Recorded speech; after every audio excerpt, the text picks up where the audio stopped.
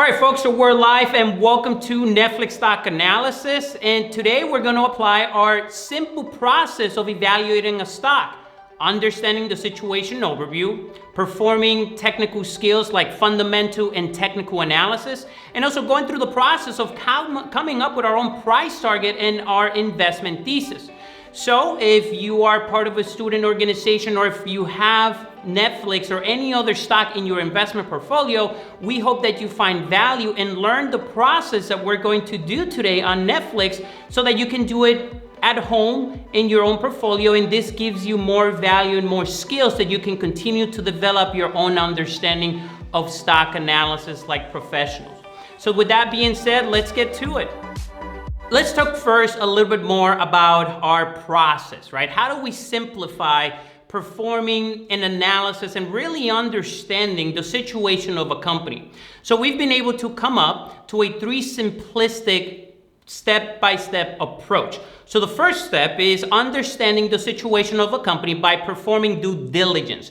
Now, the performing due diligence process would help you understand the business model, the industry dynamics, the company's product and services, what is their subscription-based packages, in this case for NFLX, and also how have they performed in the most recent quarter, because that would give us an indication of how strong the business has been, and if anything has changed at the macro, the economic environment, how does that impact the business, and then the cash flows or the earnings powers and the revenue at the top line that can help us better make decisions on valuation and coming up with our price target. So that's really the first part of our investment process, understanding the business situation by performing due diligence. The second process or step, as you see here on our screen, is technical skills, applying accounting, financial modeling, valuation methodologies to really assess if the company is overvalued or undervalued. And we're gonna go through some of that in this presentation today. And thirdly, coming up with your own investment thesis and price target. You know, what is the expected return if you feel that the company still have more room to the upside? Or how much room to the downside does it have? And can you formulate your own opinion and boil down your investment thesis to 3 points? And of course, lastly, what will we do if the information that is provided tells us otherwise, that the stock might be on a fairly value at that point? And of course, if you wait towards the end of this webinar, we're gonna have our own polls. And the poll will be asking you, the attendee, the audience, what will you do? Will you buy NFLX stock or will you sell the stock? And then of course, we'll share the results with everyone in the community. So that's pretty much our three-step process to stock analysis. And of course, we can go very deep and a lot more in detail in each and every one of the steps that we've highlighted right here. So let's get started first with understanding, the situation overview and how the stock has performed in light of the coronavirus in the first quarter of 2020. So in this slide right here, you can see that NFLX stock is up roughly 33% year to date. Meanwhile, you have the S&P 500 and the Dow Jones, respectively, they're down 9 and 15%. But here's something interesting. Look at the NASDAQ. The NASDAQ is up 4% year to date, and a lot of it has to do with technology, the stay-at-home economy, efficiency. The NASDAQ is obviously reflecting all of that, and it has been the index that has been driving the market higher. And one of the leading stocks in the NASDAQ, of course, is NFLX. But look at during the period of March, how drastic the NFLX stock declined. It declined 20%, okay? But after the stimulus packages was passed by Congress, $2 trillion, and the Fed began to step into the debt market, kind of acting as putting a floor to stabilize any disruption and expanding their balance sheet up north of 6.7 trillion, you see that the market found a bottom. And from there, NFLX has been one of the best performing stocks in the NASDAQ. So it just tells us that their business model has definitely benefited from the stay-at-home orders provided by the governments here in the US, but also around the world. And because of that, the stock has increased tremendously. So their business model is basically insulated for what has been happening, but also from the operational side of the business, what has happened? How has that disrupted or destabilized the day-to-day activities of Netflix? And we're going to be able to look at that through their first quarter financial results, as we're going to display here on our screen. So let's continue. Now, when we look at the first quarter, how did the company report it or how they performed? You can see that one of the most important lines or quotes that I'm illustrating in our slide is right up here. And this is coming directly from management, and they basically said, we're seeing temporary higher viewing and increased membership growth. We expect viewing to decline and membership growth to decelerate as home confinement ends, which they also hope that soon. So you could see that once the lockdown was issued by all governments, people were basically staying at home, and they basically adapted to the situation, and they just started watching new Netflix series, and they were just at home, Netflix and chill, as a lot of millennials and Gen Z like to say. So that's basically what happened. Now, what was the result in the performance at the top line, revenue, and at the bottom line in the change of consumer behavior, the conditioning? How did that impact the business? Well, take a look here at revenue. You can see that they beat on the top line, slightly higher than what the street was anticipating, but look at the bottom line, earnings per share. They came in lower than expected. The street was expecting $1.65 on a normalized basis, EPS, and EPS fully reported means on a GAAP basis was $1.66. Meanwhile, they came in at $1.57, so slightly below what the street was forecasting. But the important number here to really focus on is the top line, revenue grew. And Netflix is actually a company that has about 70% of the market share of video streaming content. I mean, think about that. When you're looking at the entire size of that industry, Netflix is the elephant in the room. So how much growth do they actually have when this is a company that has essentially 70% market share? And when you look at all of their total subscribers, it's north of 190 million. So is there any more room to the upside? Can Netflix continue to deliver better than expected numbers on the top line? And that's our job as analysts to determine and also give our own assumptions, run it through our model to see what the bottom line earnings per share would be, and what as investors are we willing to pay for that growth, okay? So in this next slide, we go a little bit more in depth into understanding the actual performance. So we get a lot more clarity, and let's dissect a little bit more carefully.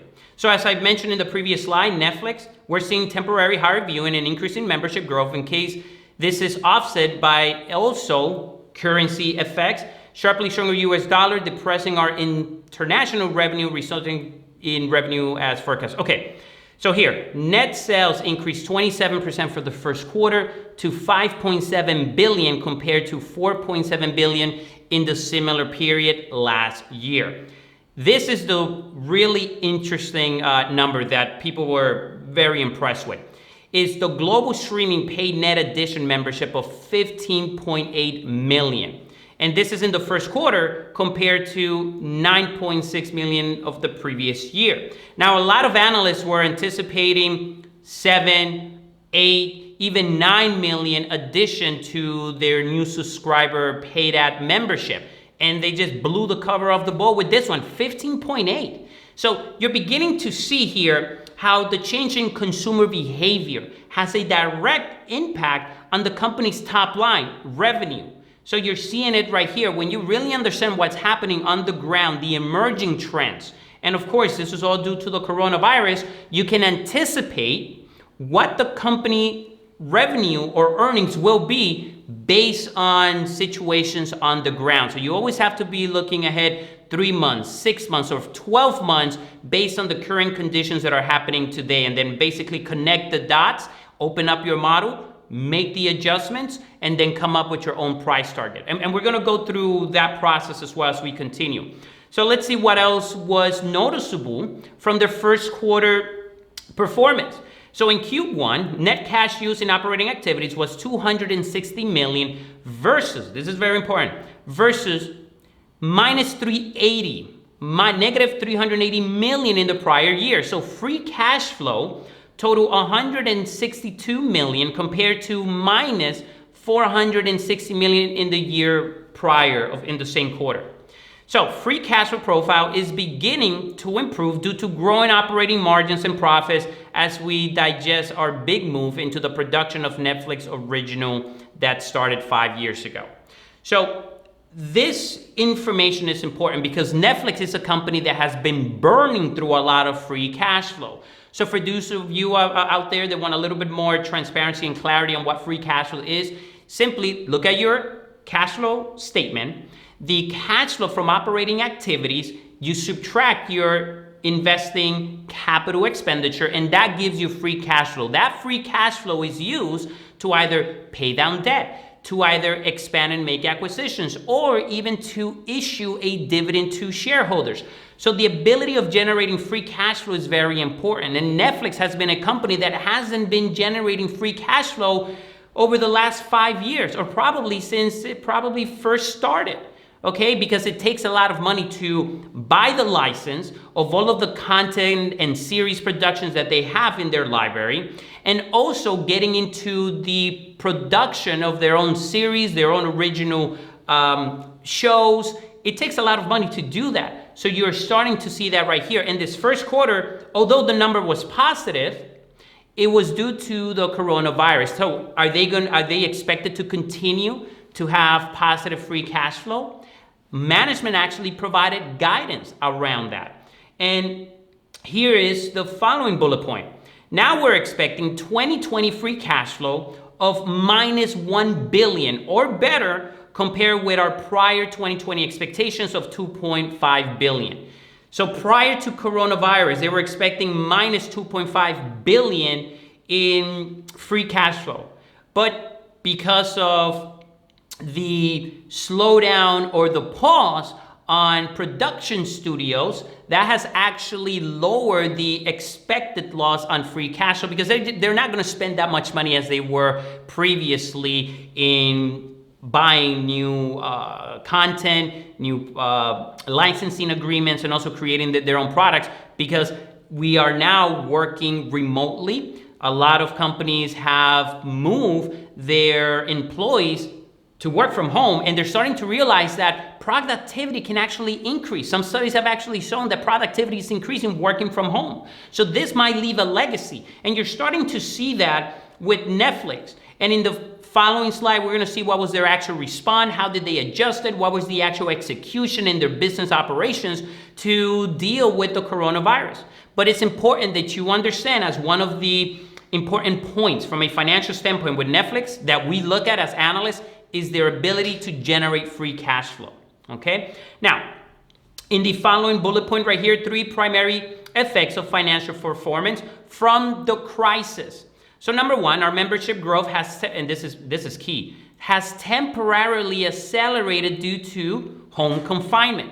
So if this is temporary, what can we say about the stock performing year to date? Remember, year to date, the stock is up 33%. And if this acceleration in growth is temporary, does the stock deserve to be up 33%?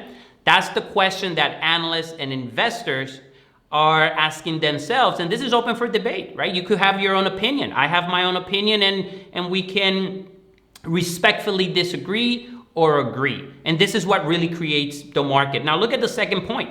Our international revenue will be less than previously forecasted due to the dollar sharply rising, or a stronger dollars, in other words. Why has the dollar been rising? Well, because of the coronavirus and a lot of economies around the globe basically being put on hold. And also the situation between the US and China prior to coronavirus, there was a trade war going back and forth, and companies beginning to remove their supply chain from China. That does impact productivity. It does impact demand for consumer products and goods. So if there's a standstill in the global economy, it might lead to a recession. So investors are looking for safety. And under periods of uncertainty, periods of crisis, they're going to go into the safe haven, which is buying the US dollars to buy US Treasury bonds. They want protection. They want to preserve their principal. And this is the condition or the rationale behind a higher, stronger dollar that is impacting Netflix international sales. Now, the third point here that has been impacting their financial performance due to the coronavirus is right here.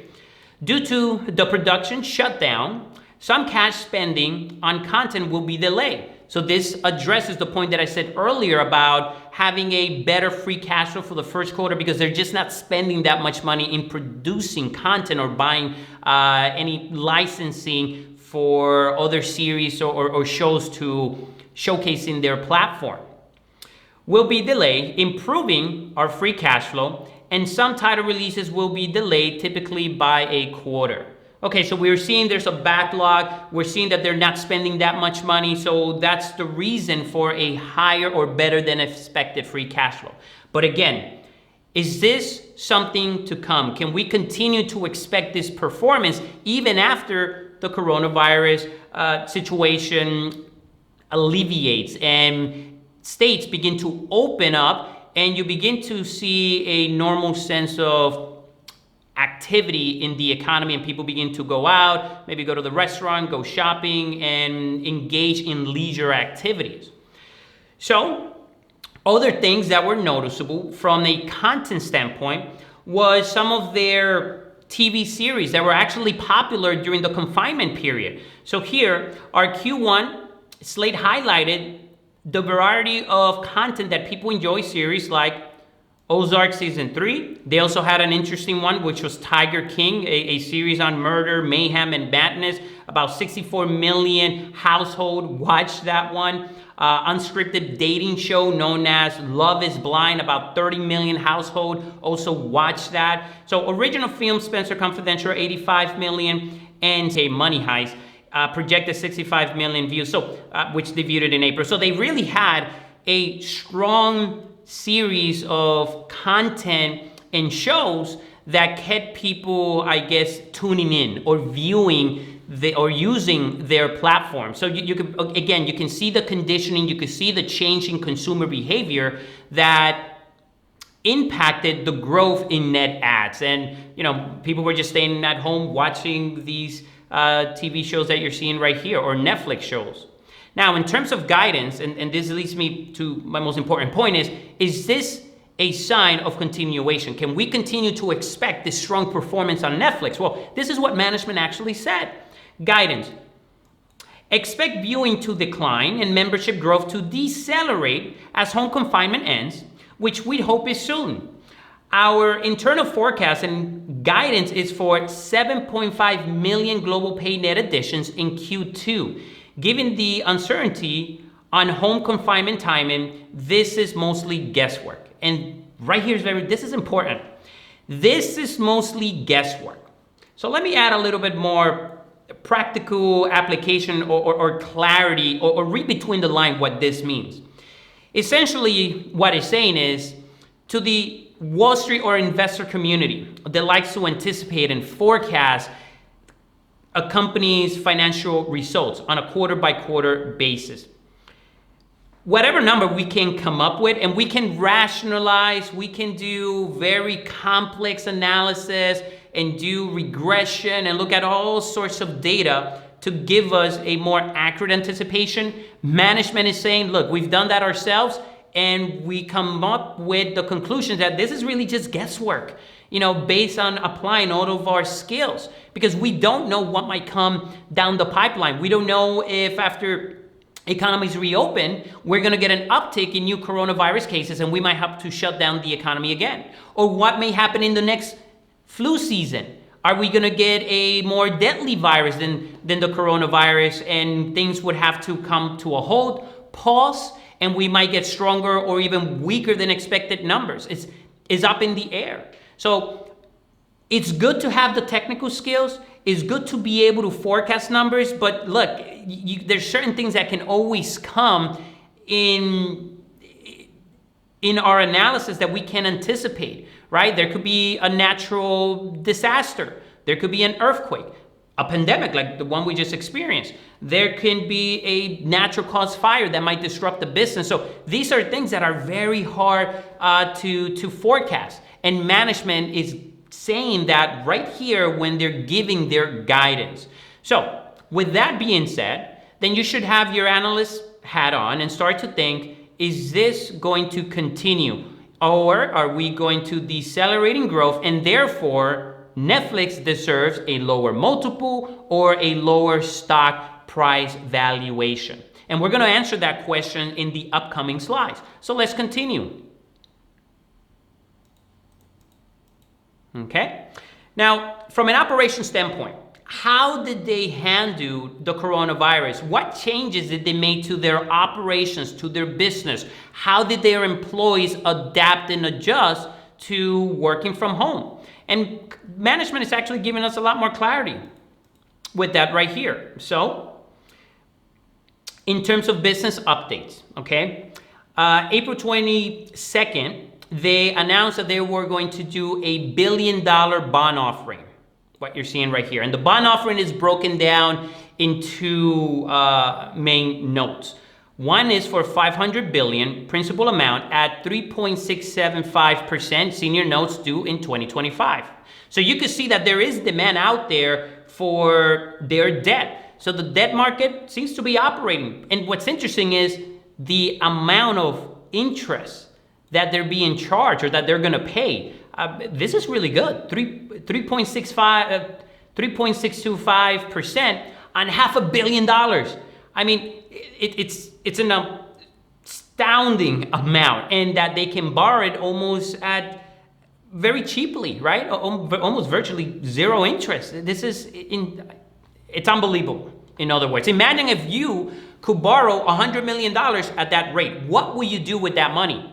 If you're good, you could invest it, you could start a business and generate 10, 20, 30% and give back the money. So you're essentially playing almost with free money. And this is what they're doing right now. They're taking advantage of that. Now, the other part of the $1 billion offering was in 470 million, I believe this is pounds, okay? Principal amount at a 3% senior note due 2025.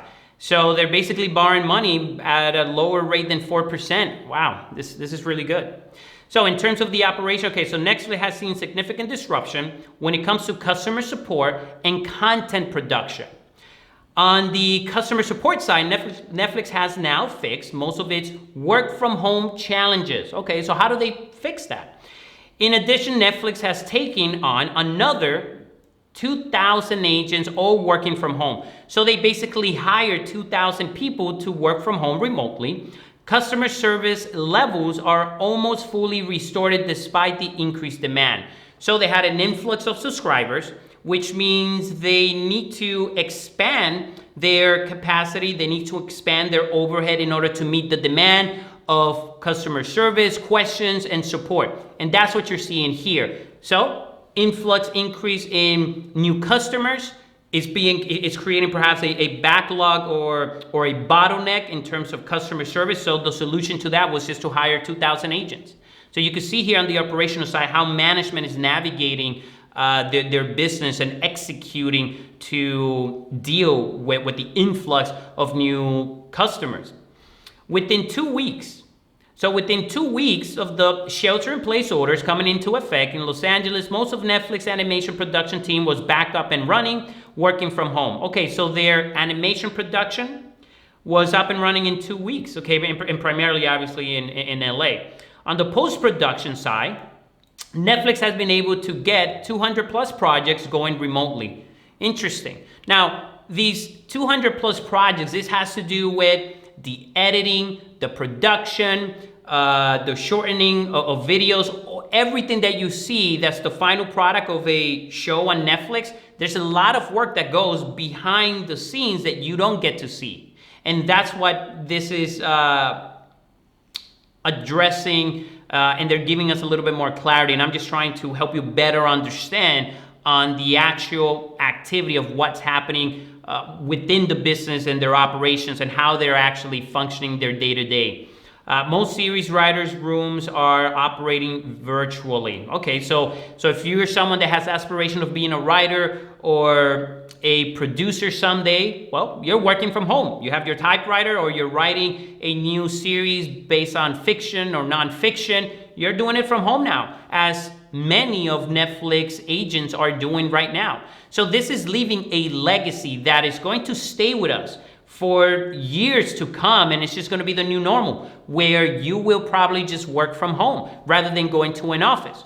And there's actually a cost-benefit analysis here. If from a company standpoint, they don't have to spend in office space, especially in the highly value or highly expensive real estate geographic parts like New York, LA, Dallas, Chicago, and other parts of the world.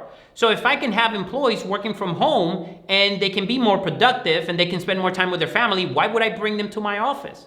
So that's something to think about. And that's what you're seeing large corporations learn now, and they're beginning to adapt. So maybe someday, if you have hopes of being an analyst, an equity research analyst, or work at a hedge fund, private equity, mutual fund, whatever the case may be in finance, you might be actually working from home and have a similar setup like what you're seeing right here in my office. Okay, so it's interesting, and you should probably keep that in the back of your mind and be flexible to that scenario. Now, lastly, in terms of the response, we see right here the last bullet point. When it comes to production, almost all filming has now been stopped globally, with the exception of a few countries like Korea and Iceland. And of course, these were the countries that were able to handle the coronavirus pandemic a lot better. They were able to contain it, and they didn't disrupt their economy the way it's disrupting the US economy and other parts of Europe. This has been devastating for millions of workers in the TV and film industry. So the TV and film industry has been severely disrupted. Electricians, hair and makeup artists, carpenters and drivers who are often paid hourly wages and work project to project.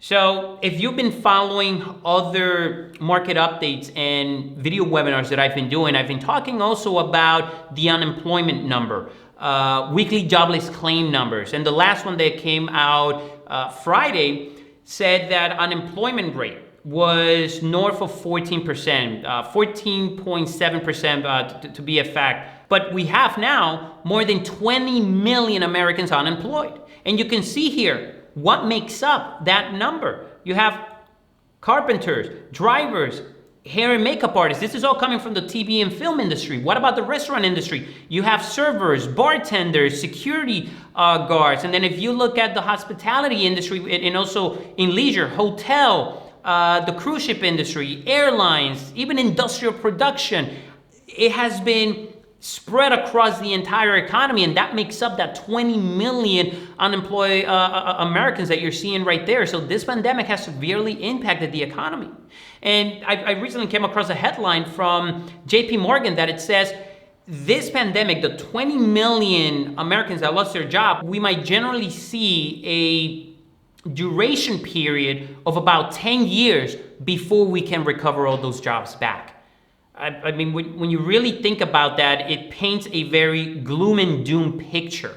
But when you look at companies like Netflix and you look at the NASDAQ, they're outperforming the other parts of the market, right? They're outperforming the S&P 500, which is a reflection of the entire economy. So the poor sectors that is dragging down the S&P 500, okay, is primarily in those sectors that I've just mentioned.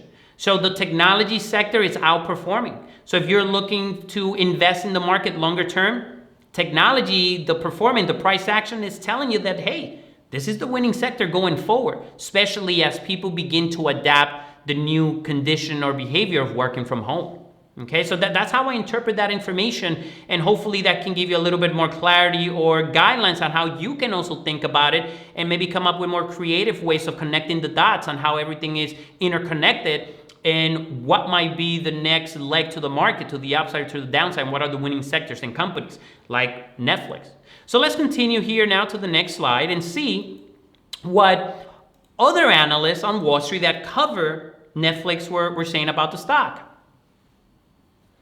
So we have three analysts. You have Evercore, Morgan Stanley, and JP Morgan. This is some of their quotes taken directly from the research reports, but we're going to go and look at the first page of those research reports to, number one, illustrate to you what a research report looks like, and secondly, what is some key notes or content or information that they released to us that I think was quite interesting. So here we have Evercore. So this particular analyst, Lee Horowitz, has a price target on Netflix of $375. He has a weaker view on the company. But the main takeaway, when I looked at all of this, was this point that he made, this comment that he included on the first page, and this is right here, and I highlighted in italics and bolded. Okay, this lumpy full-year view likely leaves momentum-oriented investors. Okay, key word here, momentum-oriented investors. These are investors that are looking for stocks that are high growth, that are going to continue to outperform the market, and are steadily, gradually increasing in the stock price. This is known as momentum investors, okay? Or another word for that is growth investors. Momentum-oriented investors wondering how much more upside remains from here. And in this context, the stock is only indicating flattish in after-hours trading after an initial greater than 10% move immediately following the earnings release. So this addresses the points that I've been talking about earlier, which is the strong net subscription addition that they saw in the first quarter because of the stay-at-home order and just people wanted content. Is that going to continue for Netflix? What does the fundamental picture looks like from a growth standpoint? And this particular analyst is saying, look, we're actually worried about that. We don't think that they can sustain that. And then you throw in there their free cash flow, losing money. It brings into question, can they ever even become profitable? Netflix management is saying, hey, look, yes, we might lose $1 billion this year, but in the next 2 years, we might be cash flow positive. Those are something that you should consider and give us a higher valuation. The question is, what are you willing to pay? Does this company fit your risk profile?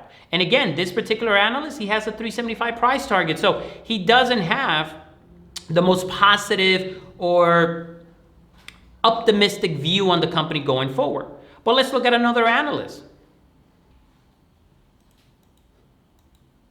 Here we have Morgan Stanley analyst, and this particular analyst has a price target of $485. Okay, now he has a better optimistic view on Netflix, and here's what I take away, which is part of his investment thesis and why he has a 485 price target. Here he states, we raise our estimates and price target on Netflix shares after a Q1 that is both, this is important, monumental in growth and hard to extrapolate into the future. We feel reasonably confident, however, that Netflix will accomplish something significant in 2020. What does he mean by significant? A record net addition with free cash flow approaching break even. So you can see there the concern and where the highlight and focus is on Netflix. Additional net subscriber growth and break even or positive free cash flow. And that's up to interpretation, that's up to debate. You could do your own homework, you could do your own model, you could look at Netflix over the last 10, 15 years. How has their free cash flow been? Pretty much negative. Can they actually change that and turn it around? We'll see. I mean, management is guiding that they will. Morgan Stanley, they're more optimistic and saying that, yes, they might actually do that. And it might be something that is monumental in accomplishing something significant in 2020. Okay, that's his take, and that's okay. Now let's look at another analyst, JP Morgan. Now JP Morgan has, I think, the highest price target of the other two analysts that I just shared. You can see here they have a $35 price target. But here's the main takeaway that I got just by reading this three main points, and they're all very important, but the most important one to me was, look, Netflix guided to 7.5 global paid net adds in the second quarter, well above so they were expecting 5.6 million, and street anticipation closer between 5.5 and 6 million. So Netflix is actually guiding a little bit higher, but again, this is because of the coronavirus situation. Though noted, this is mostly guesswork, as management said. This is mostly guesswork, and results will ultimately depend on the length of stay-at-home confinement. So we have a very key driver here. Stay at home. What is going to be the legacy left behind? Are people going to continue to use Netflix even after the economy reopens and we have other ways of spending our free time, leisure activity? And, this is what you have to do in your own analysis to determine if, yes, net subscriptions will continue to increase and viewership will continue to also elevate as they introduce new content.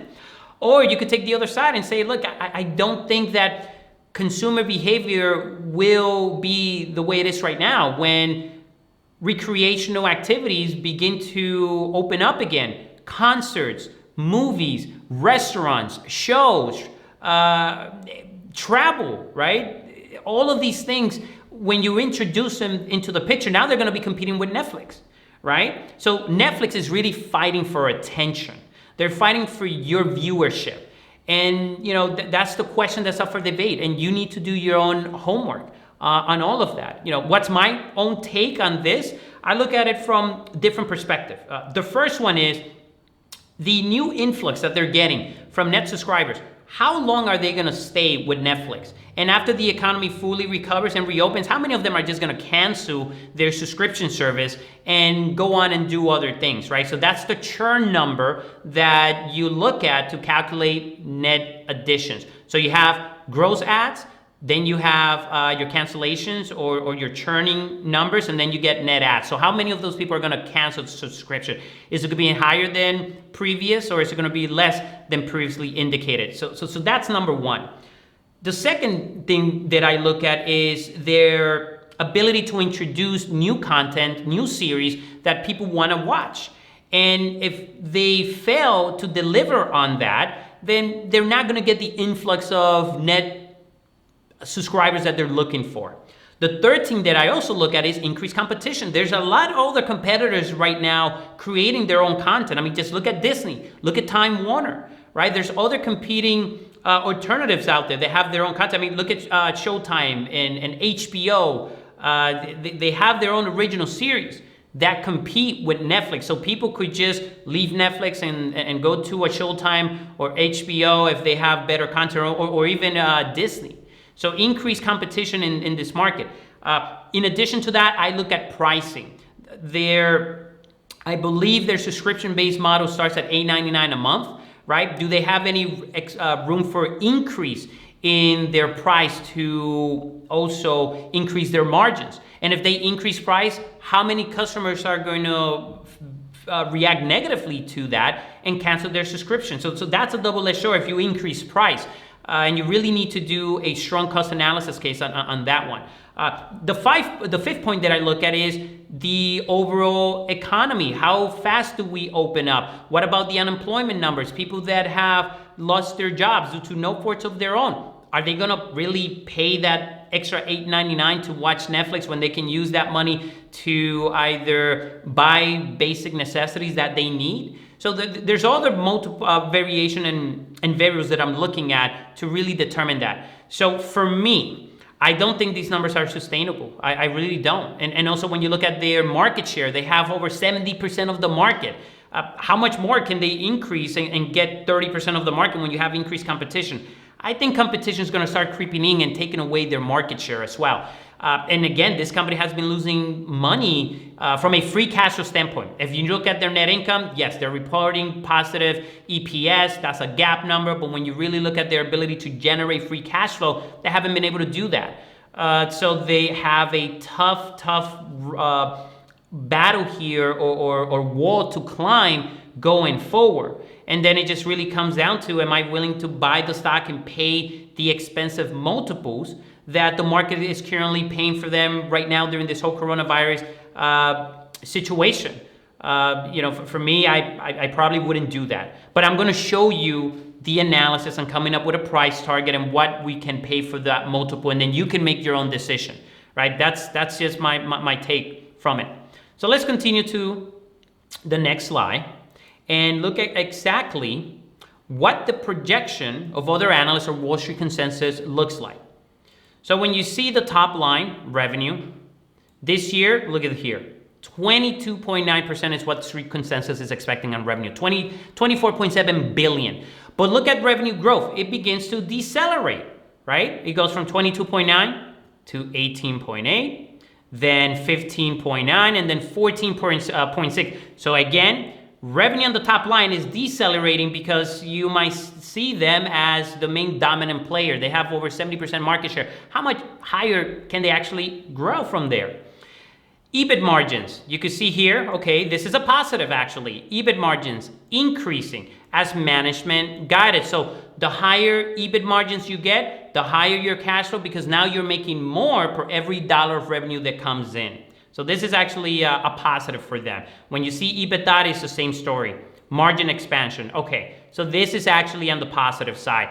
Revenue growth decelerates, but the margin expansion makes up for it. I'm okay with that. I can see the argument maybe for paying a higher multiple for the stock when I look at the financials, when I look at the margins. So margin expansion, very important, because that will later contribute to what management is expecting on positive free cash flow going forward. And then ultimately at the bottom line, right here, earnings per share. This is what you and I as equity holders have a claim to. So every share that we own, when you take Netflix expected net income of 2.9 billion, and you divide it by all of their shares outstanding, my piece of the pie, your piece of the pie per every share that you own is this. So what are you willing to pay for that? What am I willing to pay for that? And that is a function of growth. What we're seeing right here, growth. And so far, I mean, at the bottom line, they are growing this year, 56%. But is that number sustainable? I mean, you can see the following year, 2021, 33% growth, then 39%, and then 30% growth. So that's fine. And you may also dig a little bit further into the industry and say, wait, are there any other competitors out there that is growing faster than Netflix? Is there any other company in the movie and video production industry that is a better buy than Netflix? That's something that you may also want to consider, okay? So this is this growth for 2020, and again, it's due to the coronavirus, and obviously we cannot anticipate that this will be what will continue, or is it sustainable, okay? Then the following slide, we dive into comps. Is there any other company in this industry that might be a better buy than Netflix, or poses as a better value from a multiple or margin standpoint? Now, where do we get this information? I got this information for Capital IQ. If you're an analyst and you're doing your own work, you could look at Capital IQ, Thomson One, Bloomberg. You can also find comps that the company indicates they deem them as competitors is by reading the 10K on their business, the competitor section. Sometimes they'll give you the information.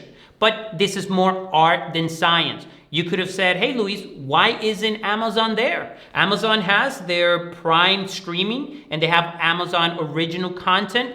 Amazon should be there. I wouldn't disagree with that. If you're an analyst and you want to add Amazon to your comp list, by all means, feel free to do so. But I just left it like this because, again, this is provided by Capital IQ and I just wanted to simplify the process. But it's your job as analysts to creatively think of what other companies can be in your comp universe, but you also have to defend it. You have to justify and say that, yes, I get it. It can be used as a competitor because these other companies are also competing for Netflix users, which ultimately they're competing for attention, viewership. That's what they're competing at the end of the day for. They want your attention and they want to lock you in a subscription-based model so that they can ultimately generate revenue and continue to provide good entertainment as well. So this is the list of universe. And how do we interpret this? Of course, let's just take at the industry mean and median, right? When we take a look at these multiples right here, we have different metrics or financial stats like sales, EBITDA, PE ratio. You can even look at free cash flow. You could look at forward multiples. Again, you could get very creative with looking at your analysis and also looking at research reports to see what other analysts use to value the company. But for simplicity purposes, we're going to keep it at the LTM level, and we're going to do PE multiple analysis. You could look at, again, you could do it on your own. You could do sales or EBITDA multiple. But again, for simplicity purposes, we're going to focus on PE multiples. And you can see that the industry, on a mean basis, the average 27.8. On a median basis, 20.5 multiples, what the industry comps are, or what the market is paying on average for that industry. Compare it to Netflix. Look at that. They're trading above it, 88.2. Now, why is the market paying for a premium? Well, that might be a multiple of reasons. One, they're the dominant player. They have the highest market share in the industry. Secondly, they're probably, because of the coronavirus, they're probably gaining more net ads in the form of subscribers than any one of these other competitors. So therefore, yes, they might deserve a premium. When you look at the growth for next year, 32.5 compared to the industry average of 40 and 32. Okay, so they're in line the industry. When you look at also the profitability on an LTM basis, this is a bit concerning to me. This is a bit concerning. They're less profitable than the industry average. However, in the previous slide, if we go back, look at EBITDA multiples. EBITDA margins, I should say, not the multiples. Look at EBITDA margins going forward. You see, they're expanding. They're increasing 28, even as high as 25%. So they're going to get to a point where they are profitable, and the content that they have, the library stream of content, because they already paid for those content, and as they amortize those contents, the amortization of the cost of those licenses will decrease over time, which expands their margins, that they become more profitable as the industry, or maybe slightly higher. So I can see part of the premium that the market is paying for them when I look at all of this. But is that something that I'll be willing to pay? Not at this point. Not anymore. I'll look for a younger company that might be growing revenue and earnings higher than 30%, and EPS higher than that, even 50%. I'd rather pick a company that is growing much faster than Netflix and has more room to gain market share and maybe even challenge the Netflix business model. That's how I will look at this.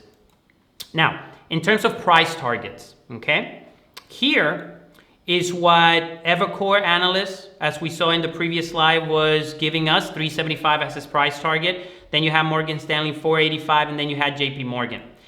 Collectively, the average of 39 analysts on the street, the average mean or median price target is between 451 and 485. And Netflix stock, as of May 8th, as of Friday, May 8th, is trading at 435. So when you take this current stock price and what the street is anticipating, there's really not that much upside when you're looking at this stock. And we've covered a lot of the reasons perhaps why. But if we just take a very simple PE multiple approach to value the stock, what numbers do we get? Right, so here is our normalized EPS forecast, which we illustrated in the previous slide. 2020, $6.46, and 2021, $8.51. But more importantly, what is the growth of those earnings?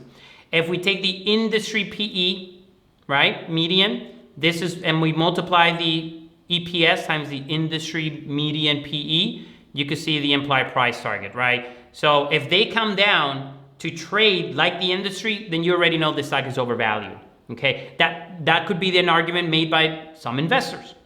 But if we take their current multiple on an LTM basis, which is 88 times, and we multiply 88 times by their expected 2020 EPS number, you get 569, 31% upside.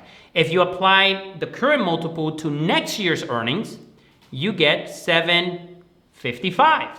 So you could definitely see here that you do get higher price levels moving forward. This is just, again, another methodology that some investors may want to apply. But other investors may say, well, look, I'm only going to pay on a PEG ratio basis what the earnings growth is. That's what I'm willing to pay as a multiple. That's what you're seeing right here, right? So my PEG ratio of 1.7 and then 1 and then 1.1 is driving my multiple. So this growth right here of 33%, if we multiply it by 1.7, okay? 33% times 1.7, and if you multiply also by 100, you get 55. Why 100? Because we're converting the percentage into a whole number. Then you get a 55 times PE multiple. And if you take 2021 forecasted EPS on a normalized basis of 851, you multiply these two, then you get a price target of 473, which is a little bit more in line with what the industry analysts are anticipating, okay, 473. And then you can take the same thing for 2022 and 2023, and you can see what the expected earnings will be and price target. And of course, if you discount the earnings per share estimates, these numbers right here, if you discount them at a discount rate, I believe this is being discounted at 8% as my WACC, you could see what the multiples would be, still the same as the PEG ratio multiples, but look at the EPS number. It's less, obviously, because we're discounting it. But then look at the price target over time, okay? So by just simply applying PE multiples, you can get an expected price target. But it's more art than science. You have to look at the main variables to your analysis. What are you willing to pay for that multiple?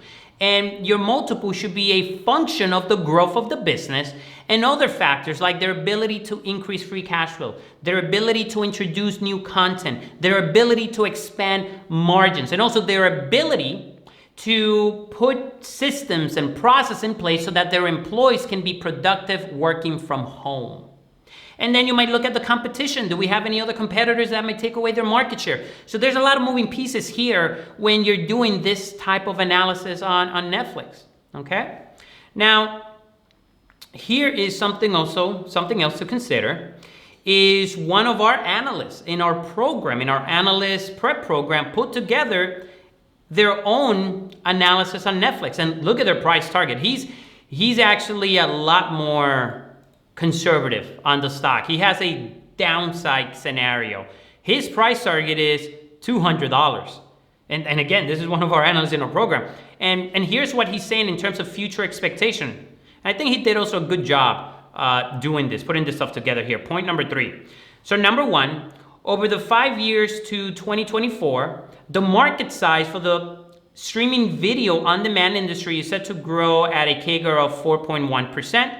Okay, it's starting to become a mature industry.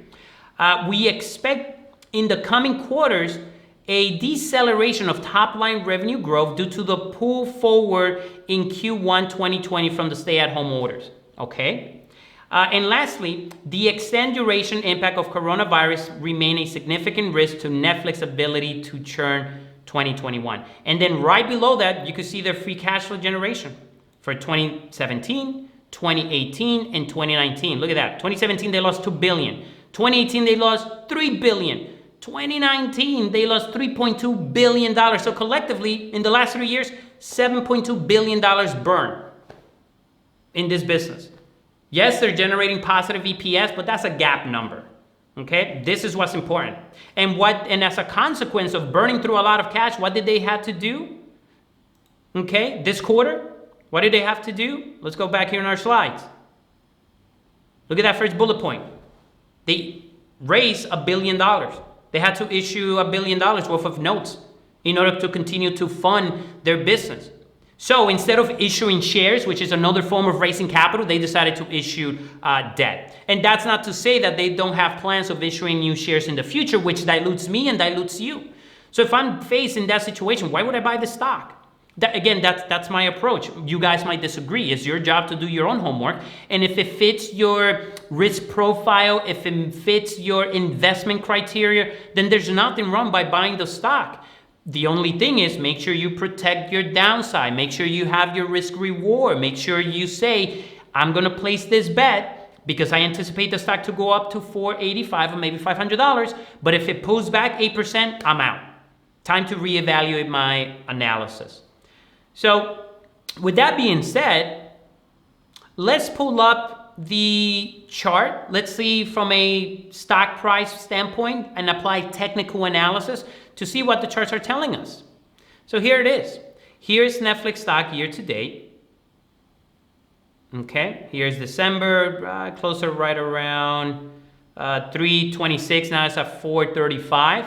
From a technical analysis standpoint, if I apply Gartley patterns, and Gartley pattern basically just says that your stock moves in wave. Your first wave to the upside, then you get a contraction, and then the second wave to the upside matches your first wave. Let me show that illustratively here. If I take this first measure move from 294 to this peak of 383 will be the same from my retracement down here to this top.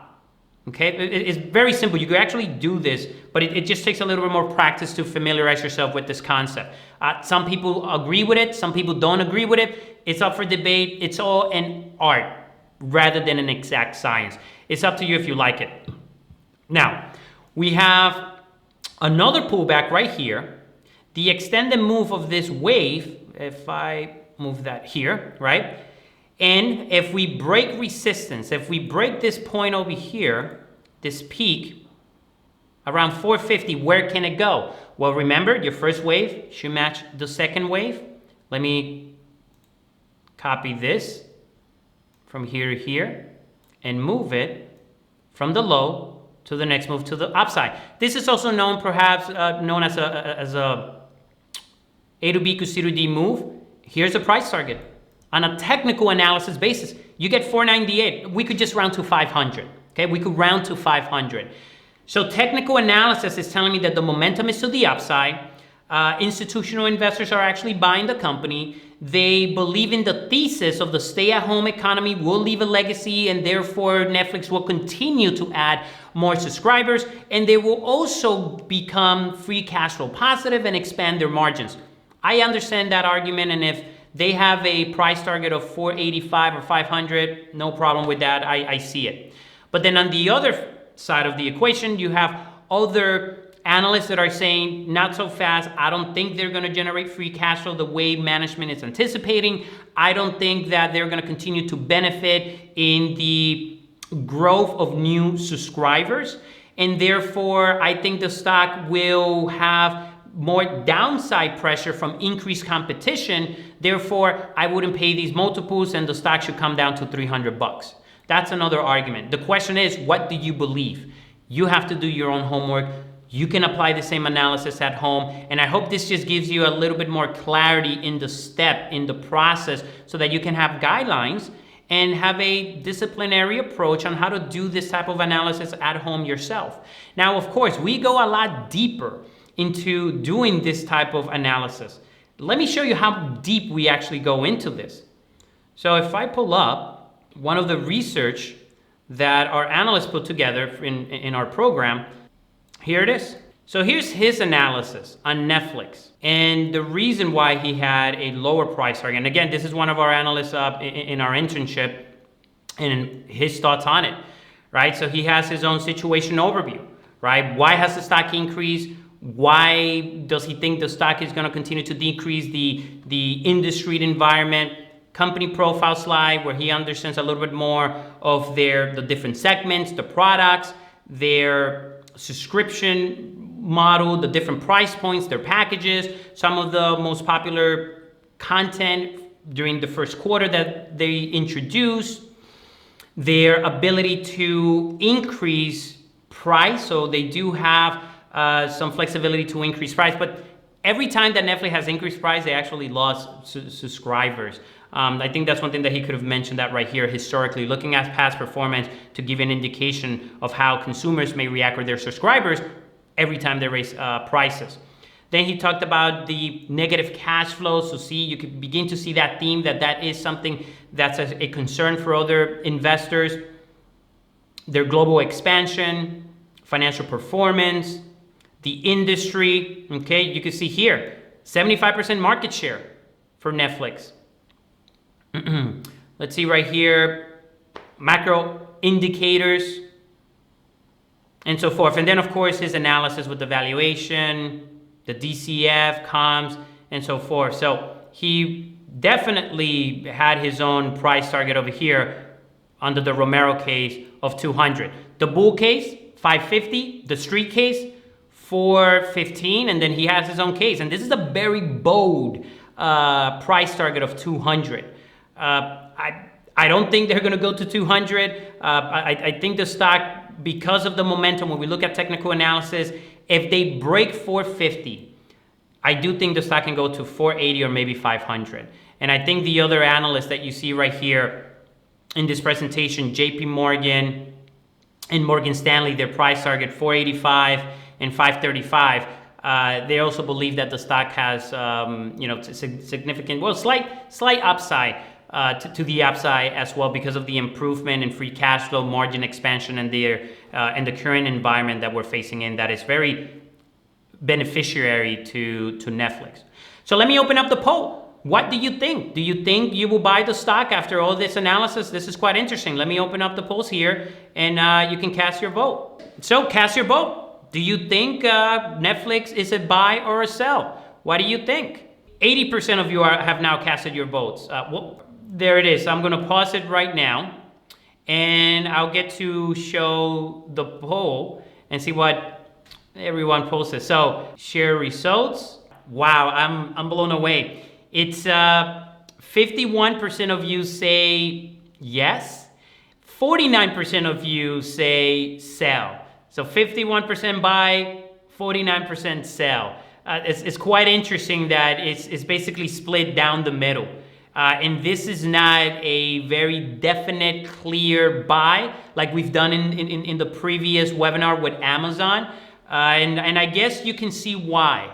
I guess you can see because of the current situation with the coronavirus might just be a one-time thing, and expectations are not going to be the same. Also, their ability to generate free cash flow, also increased competition, their market share. Maybe the best run of this company is behind it. And if we really look at the stock from a longer term time frame, if we look at a weekly and we see where it has come from, I mean, this stock at one point was at $10 and now it's at $400, and this is over the course of 8 years. I wouldn't chase this right now. Most of the growth has already happened on this stock. So me personally, I would prefer to find a stock that is over here, that is lower price, that has a lot more room to grow to the upside, where earnings are growing 50% or higher, margins are expanding, and it's an exciting new product, and momentum investors, growth investors, they're looking for opportunities like that. That's what I focus on right now. And there's nothing wrong with that. If you are a fundamental-based investor and you like companies that have a proven track record, they have a high market share, then that's not a problem. But just make sure you understand the risk-reward factor when you make these decisions. All right, folks, so how do we wrap up the first quarter? And what are the things to take away and also take into account when you're doing your own analysis? So the first one is strong temporary subscriber growth of 15.8 million net adds for the first quarter due to COVID-19 stay-at-home orders. The second one is production shutdown improved first quarter free cash flow, but the company anticipates $1 billion loss for 2020 in terms of free cash flow. Number three, weaker growth numbers, guidance by management as the stay-at-home orders are lifted and people start to go outside and look for other alternative of entertainment. And lastly, international revenue will be less than previously forecasted due to the dollar rising sharply as investors or the international investor community look for safety, a flight to safety if we continue to face a deeper recession than anticipated. So these are the things to take away from Netflix first quarter, and also keep into the back of your mind as you continue to do your own analysis and validate whether Netflix stock price is undervalued, overvalued, if it has more room to the upside. Okay? So let's see right here. There's a few questions. Let me see if I can answer them quickly, and we'll wrap up our session here, our call. Would you say Roku is high momentum stock? Shana? Yeah, Roku, if we look at the chart, yeah, but Roku already had its nice run over here from 09, in 09. It already had a nice move to the upside. I know they reported better than expected earnings, and also the stay-at-home economy is definitely benefiting Roku. So you may want to do the same analysis on this stock to give you a price target and see if it has more room to the upside. But yeah, the momentum experience, you already saw it in 2019. And this is actually one of the stocks that I rode from the 50s to $140 as part of my momentum strategy. Let's see here. Do you have any thoughts about Netflix? Is it doing on its DNA? It seems like EBITDA margin is doing better than industry peers, but the EBIT margin is doing great. Emma, that's a good observation. And a lot of that has to do with the way they amortize their content. It's higher than probably some of its competitors, but it just has to do with the nature of the business. So because of the licensing and acquiring other series and other productions, it's expensive. And they usually acquire those series and other productions in terms. So they might be for 5 years, it might be to 10 years, they might pick it up, but they are amortizing the value of that purchase over time. And you do get higher amortization than depreciation on Netflix. So you may want to look at the SEC filing and get a little bit more clarity on how they're doing that, so that you can maybe forecast your own DNA numbers and apply it to EBIT to see what the EBITDA margin might be. So I hope that helps you a little bit with that question. Do you have any book recommendation on equity analysis? That's a good one. I haven't come across with any books that really talks about stock valuation and equity research analysis the way we're presenting it here. There is fundamental analysis by Benjamin Graham. It's a very thick and thorough book that talks about intrinsic value of a stock, how to look at their debt, the bond rating, and see what type of risk is telling equity investors. So you might probably read that book. It's quite interesting. It's a good read. So that would be one. If you're interested in this type of analysis and continue on the fundamental side, you should definitely look at Benjamin Graham's stock analysis book. Let's see here. How do we find comps? Is there any companies, same business model? Louis, in terms of finding comps, you can easily go to Yahoo Finance, and under the statistics part, when you're seeing the company profile, they'll give you the multiples that I illustrated on my screen over here. They'll share that. You could pick up sales multiples, EBITDA and PE multiples, and they're giving it to you on an LTM basis, and you could put it on a spreadsheet and organize it the way I have organized in this slide. Also, for the analyst forecast is about 3 to 4 year investment horizon, right? It's not longer term terminal growth.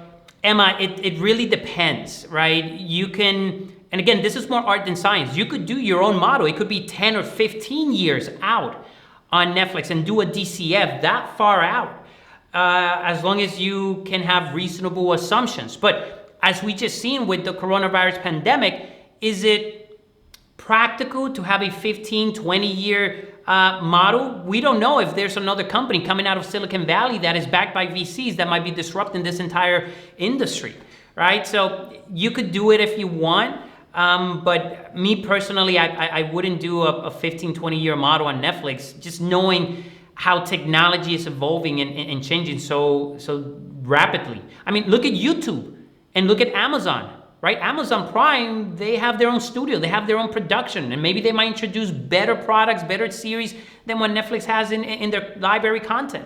YouTube is the same thing as well. So there's so many variables to account when you're projecting earnings. So me personally, I look no further than 4 years. I think looking 10 years out is just too far ahead. When someone like myself, if I buy the stock, I have a 3, 6, or 12-month time horizon. In some cases, an 18 months time horizon. So I wouldn't do a 5 or 10 year model forecast on this stock. But hey, it's up to you. If you feel confident and you feel comfortable doing that, then yes, you could do a model that far out to forecast your earnings numbers. Okay.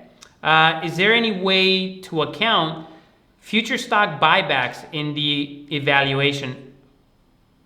Ashwin, that's a good question. The answer, there's a little gray area on that. One, management tells you in their quarterly reports that, hey, we may need to issue shares in order to fund our day-to-day operations. When they say that, then you could look at the cash flow statement, look at historically how many shares they've issued over the last 3 or 4 years, okay? How much money they've raised in the form of equity. And if management gives you an indication that they're gonna continue to do that, then you could probably give yourself an estimate using historical capital raise and forecast that for the next 2 or 3 years. So the amount of money that they're gonna raise, right? It could be 500 million. Divide that by the current share price. 500 million divided by the current share price will give you the amount of shares that they're gonna issue. That newly issued share count, you can add it to your basic and diluted shares outstanding, which will increase your shares over time and is going to dilute the current shareholders, and it might have an impact on your EPS number. So that's how you can model in any future capital raises in the form of equity issuances or stock issuances. I hope that answers your question. You're welcome. Okay, good. So those were all of the questions that we had on the call. Again, folks, I hope this was informative. I hope you understand the 3 parts of understanding the situation, looking at the company most recent quarterly earnings, reading between the lines, connecting the dots, applying some technical fundamental analysis, and also looking at the charts to come up with your own price target and your own recommendation. And I hope this gave you a very clear but simplistic process on how to evaluate a company like Netflix and come up with your own price target and just help you become a better investor and keep with your knowledge and development of becoming an analyst or a more successful investor. So with that said, folks, I'll end the session here. We'll wrap it up and I'll see you in the next one. Take care.